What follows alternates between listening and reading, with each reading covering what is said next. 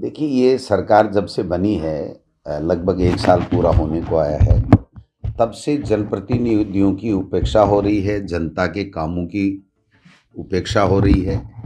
आपने देखा कि सबको पता था कि नवंबर में 59 के लगभग जो नगर निकाय के चुनाव होने हैं, तो उनके लिए उनको वोटर लिस्ट बनाना, आरक्षण की व्यवस्था करना, ये सारे काम करने चाहिए थे। वो हाथ पे हाथ धरे बैठे क्योंकि उनकी मंशा खराब थी।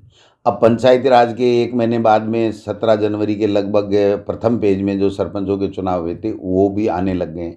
पंचायती राज की, वोटर लिस्ट की, आरक्षण व्यवस्था की, लॉटरी की, पुनर्सीमांकन की जो भी कार्रवाई इनको करनी थी वो नहीं कर रहे हैं।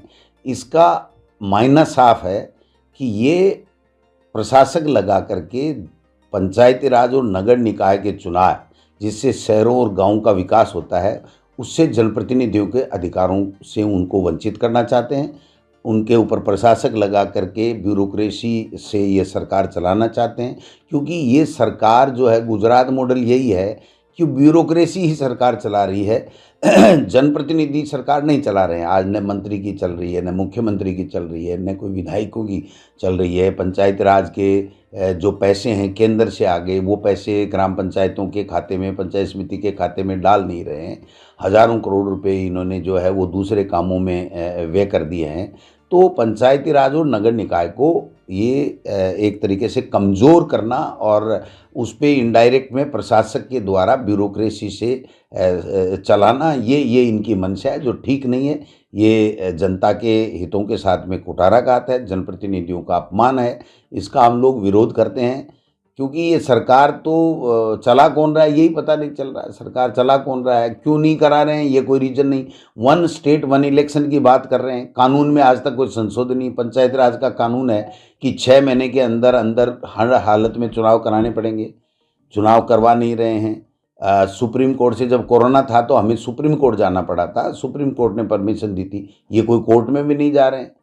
तो ये तो हाथ पे हाथ धरे बैठे हैं कि साहब जो है वो हमको तो जनप्रतिनिधि पंचायत राज और नगर निकाय में नहीं चाहिए। ये चलने वाली बात नहीं है, ये ठीक बात नहीं है। ये लोकतंत्र के, प्रजातंत्र के खिलाफ है, जिसका कांग्रेस पार्टी विरोध करेगी। सर, उपचुनाव को लेकर के अब चर्चा आ रही है कि कांग्रेस संगठन में बदलाव होने की जो चर्चा चल रही है, उसको लेकर क्या कहें? देखिए, जो नीचे मंडल स्तर के ऊपर, ब्लॉक लेवल के ऊपर जो हमारे पद खाली हैं, उनको हम भरने की प्रक्रिया हमारी शुरू हो चुकी है। हम जल्दी से जल्दी उसको पूरा का पूरा, चाहे वो प्रकोष्ठ हों, चाहे वो डिपार्टमेंट हों, चाहे वो मंडल की कार्यकारिणी बनाने की बात हो, चाहे बूथ अध्यक्ष और उसकी कार्यकारिणी की बनाने की बात हो, या प्रदेश कांग्रेस कमेटी में जो लोग पदों पे हैं लेकिन जो निष्क्रिय हो चुके हैं, उनकी जगह हमें दूसरे लोगों को, जो अच्छे एक्टिव लोग हैं, उनको मौका देने की बात हो। ये सतत प्रक्रिया चल रही है और इसमें जल्दी आपको परिवर्तन देखने को मिलेगा कि जहाँ जहाँ भी जो संगठन की इकाई नहीं बनी है, उसको हम जल्दी से जल्दी बनाने का काम करें। बात करें उपचुनाव में किरोड़ी लाल के भाई की जो हार हुई, उसके बाद में वो भी लगातार पार्टी के खिलाफ जो ट्वीट कर रहे हैं अपनी पार्टी के खिलाफ, तो उसको लेकर के वो तो देखो, ये बीजेपी में कोई ज़्यादा अच्छा नहीं चल रहा है, न सरकार में चल रहा है, न संगठन में चल रहा है।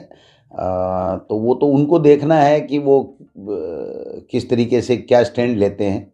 तो परसों मंत्रिमंडल की बैठक थी, किरोड़ी लाल जी नहीं पहुंचे, तो ये तो बीजेपी को जवाब देना चाहिए ना। भाई, आप कोई कांग्रेस के साथ धोखा नहीं कर रहे हो, आप जनता के साथ धोखा कर रहे हो कि जनता ने जो आपकी सरकार बनाई और आपने शपथ ली है संविधान की, और उस संविधान की शपथ के मुताबिक आपकी सरकार काम नहीं कर पा रही है। तो ये तो आपकी मोरल ड्यूटी बन जाती है कि आप जनता को बताओ कि साहब हमारे साथ ये दिक्कत है, इसलिए हमारे मंत्री या संतरी काम नहीं कर पा रहे हैं। तो वो तो उनको बताना चाहिए।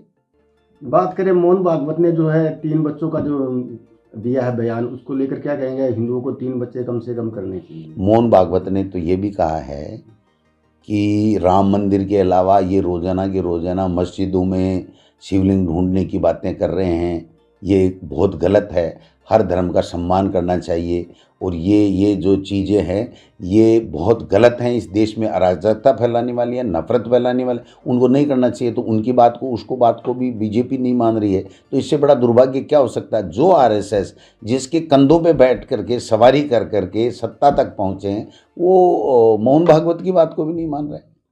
अंतिम सवाल, राजस्थान सरकार धर्मांतरण का कानून ला रही है, उसको लेकर क्या कहेंगे?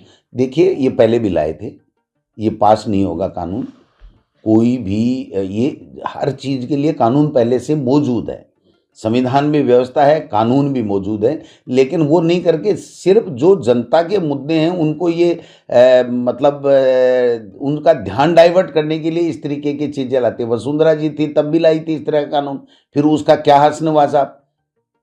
और उसके बाद में अब आप दोबारा वो मुद्दे को पुनर्जीवित करके और केवल हिंदू मुस्लिम कर करके अपनी राजनीतिक रोटियां सेक रहे हैं। कब तक सेकेंगे?